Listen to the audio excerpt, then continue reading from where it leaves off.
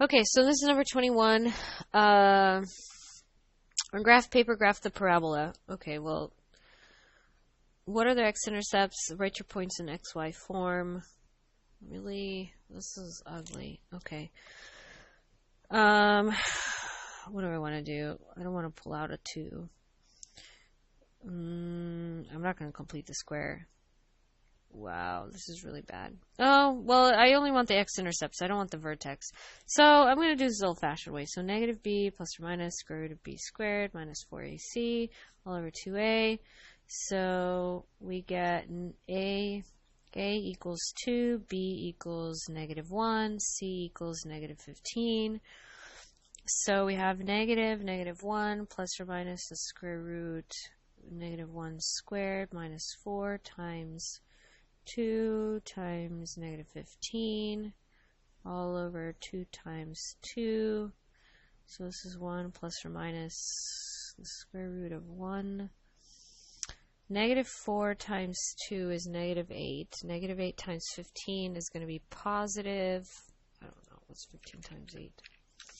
Positive 120. Oh, this is nice. It comes out easy. Okay. So we have 1 plus or minus the square root of 121 over 4. Oh, this is awesome. 1 plus or minus 11 over 4, because the square root of 121 is 11.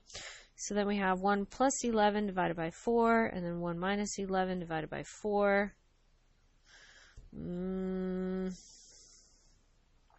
So x equals 12 divided by 4, which is equal to 3. Sweet. And then we have x is equal to negative 10 divided by 4, which is equal to some really, what is that, a quarter of 10, isn't that? Like 2 point something. I don't remember that. 2.5.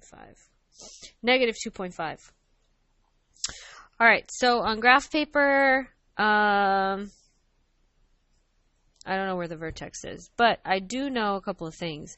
It hits the y-intercept at negative 15. So at negative 15, it's going to hit the y-intercept. It has a 3 and a negative 2.5, and it opens up. I don't know where the vertex is.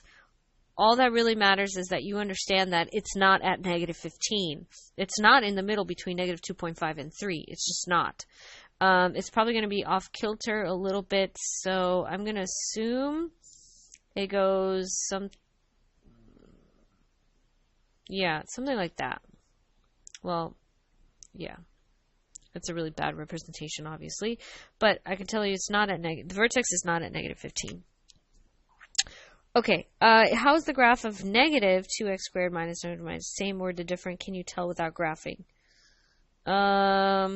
Yes, pretty much it just inverts itself. So if you had a graph, if you had it going this way, well, then everything would just flip places. So it'd be at positive 15. Then it would be at positive, or would it not be at positive? Well, it'd go up and down. There you go. It's definitely different. Can you tell without graphing? Yeah, we can tell without graphing. It's going to flip it upside down. Okay. All I can tell you is at positive 15. I'm too tired right now to figure out what happens with the vertices. All right. Add or subtract the following complex numbers. Write your answers in a plus bi form. So this is the same thing that you've been doing. Just pretend the i's are x's. So the first one is, I don't know, if you want, 3x minus, there's a negative 1, so you need to distribute. Minus 5, 1 times 5, minus 6i, or i's, sorry, I don't know why I did that. So 3 minus 5 is negative 2. 1i minus 6 i's is going to be negative 5 i's. And that's your final answer. That was 22. Okay, and then you have B and C, obviously, but it's pretty much the same thing. Okay, 23 is a cube has an edge length of 6 units, or 16 units. Draw a diagram of the cube and then calculate the volume and the surface area. Okay, this shouldn't be too complicated, I guess. Okay, well, here's a cube.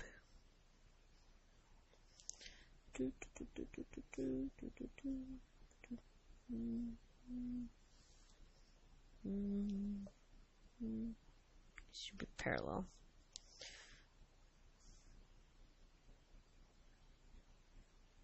Okay, there's my cube. If it helps, I'll pull the cube out. Oh, this is really big though. I don't think I want to use this. Okay, let's use this cube. Okay, here's the cube. Right, here's a cube. So it has an edge length of 16 units. So that means, let's see if this erases. Yes, it does. Awesome. Okay, so that means the edge over here is 16. Right? It's 16. So if it's a cube, obviously it should have every single side the same. So we got 16, we got 16, we have 16, and then pretty much the same thing on all the sides. Every side is 16, 16, 16, 16. So, you know, that's just a cube. So if every side is 16, that means this is 16, that's 16, this is 16, this is 16. So the area of one is going to be 16 by 16. So the area of one face is going to be 16 times 16. So that's pretty much what? 16 times 16, 256. All right, so this is 256. This is area of one thing.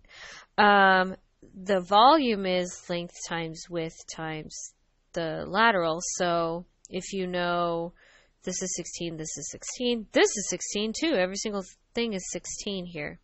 So technically 256 times the height, technically 16 is the height, is going to be your volume. So 16 times 16 times 16 is, or 16 times 16 times 16, so that's 40, right, this one is these two right here, 4096. So your volume is 4096, do we have units? Units cubed on here. Your surface area is, well, if you know the area of 1, which we do, it's 256. Well, it's got 1, 2, 3, 4, 5, 6 sides to it, right? So the area of 1 multiplied by how many sides you have, in this case, because the cube's all the same. So 256 multiplied by 6 should give you 256 multiplied by 6, 1536 units squared. All right, so that was 23. All right, 24 is probability. A spinner is divided into two regions. Okay. One region is red and has a central angle of 60 degrees. The other region is blue. Okay, let's draw a picture. So, all right. Here's a spinner. Two regions. One region is red and has a central angle of 60 degrees. Okay, so this region is red and it has a central angle of 60 degrees, okay, and the other region is blue. All right.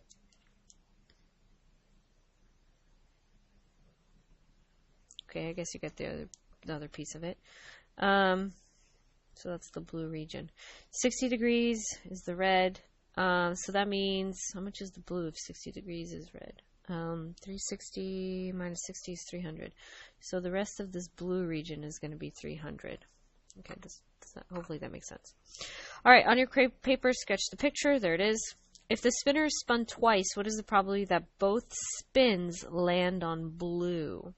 All right, well, this is multiplication. So the first time you land on blue, it's going to be 300 out of 360, right? The second time you land on blue, it's still 300 out of 360. So 300 out of 360 is kind of like multiplying 30 times 36, 30 over 36. So that's kind of like multiplying these out. So I don't know, what's 30 times 30? Actually, what's 30 into 36 simplified? Isn't that like 10 over... No, there's an easier one. 6. 5 over 6 times 5 over 6. 30 over 36, 5 over 6. So that's 25 out of 36. So 25 divided by 36 is 69.4%. Okay, so there's twice. All right, if the radius of the spinner is 7 centimeters, what is the area of the blue region? Okay, that shouldn't be too complicated. So the area of the whole circle. So area of the circle is pi r squared. So we have radius is 7, so it's 49 pi. Now, this region, 300, right, is, so basically how many slices do you get out of 360? Okay, well, I prefer to work backwards. So 360 divided by 300 is 1.2. So technically you get 1.2 slices, which doesn't really make any sense, but just go with it. All right, so the area of the blue region, so the area of the whole circle is 49 pi. The area of that is 1.2 slices. So 49 pi divided by 1.2. 49 divided by 1.2. Oh my god, this is going to be a horrible number. Ew. Is something around, and then times pi.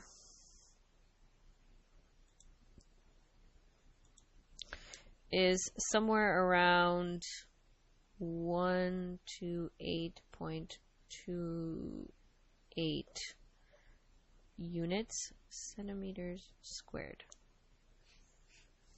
Okay, there you go. That's a really horrible, whatever. It is what it is.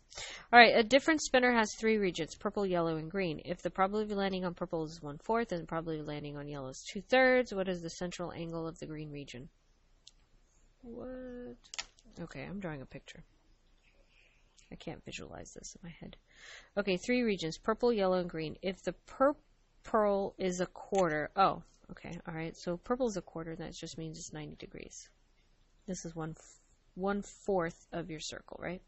Okay, all right. The probability of landing on yellow is 2/3 of the entire circle.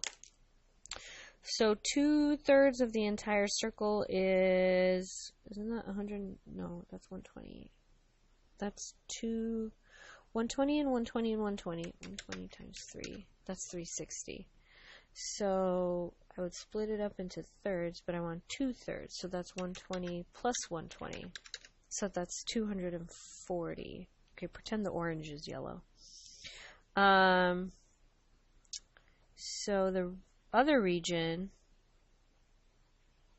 is 2/3. So the other region would be, okay, I guess you can do this. So this is 240 because 240 out of 360 is actually 2/3. That's how I figured that one out. Okay, so that's 240, that's 90. So what's the central angle of the green region? So if that's 240 plus 90 is 330.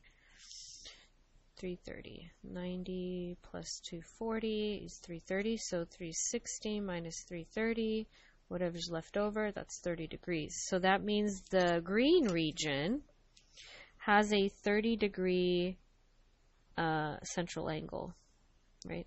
So that's 30 degrees in there. Okay, and then 1025 should be pretty easy. So all you're doing is factoring out what they all have in common. So I guess the more complex one is C. So what does C have in common? Well, 2, 7, and 3 don't have anything in common, but they all have M's in common. In fact, they all have one M, at least one M in common. So if you take out one of the M's, you're left with 2M squared plus 7M plus 3. And there's nothing else that they have in common, so that pretty much just stays where it's at. This should be factorable. I'm not sure, so let's see. 3 times -4 is -12. And then a 4. So 2 numbers that'll multiply out to -12, but when you add them up, you get a 4. 2 and 6 should give you something. Yes, so positive 6 and negative 2 add up to positive 4, but when you multiply you get negative 12. So your box, when you start it, is going to be 3x squared minus 4, right? Because that's how you factor using the area model. And then 6 and 2, so negative 6 and negative 2. So this number went down here. These two numbers, one went here, one went there. So now we just got to figure out where it's going to work at. Let's go with 3x over here, because then we can do a 2, yes. And that's a negative 2. So that has to be a negative 2, because negative 2 times x is negative 2. So your final answer for factoring is x minus 2 times 3x minus 2. That's it. You don't have to solve. All it wants you to do is factor. So pretty much the same thing for B. And you can think of two numbers. 3 to 3 is 9. Two numbers that will multiply out to 9, but when you add them up you get a 6. Oh, 3 and 3. Duh. Oh, and they all have 3 in common, so you could definitely pull out a 3 also. Okay. That's it. Have fun.